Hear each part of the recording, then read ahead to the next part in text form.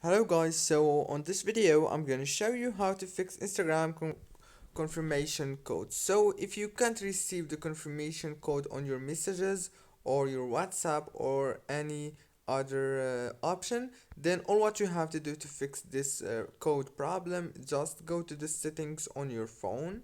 Don't open Instagram and then go to the apps, go to apps, search for Instagram and click on it. Now this is the page where you will find the app informations. All what you have to do here is just click on this permissions option and make sure that the storage option is enabled, and also make sure that the phone option is enabled, or if it's not, then enable it. Then go back, click on force stop, go to the storage, click on clear data, and now all what you have to do is turn off your phone and turn it on again, and the problem must be solved. Don't forget to like and subscribe. See you later.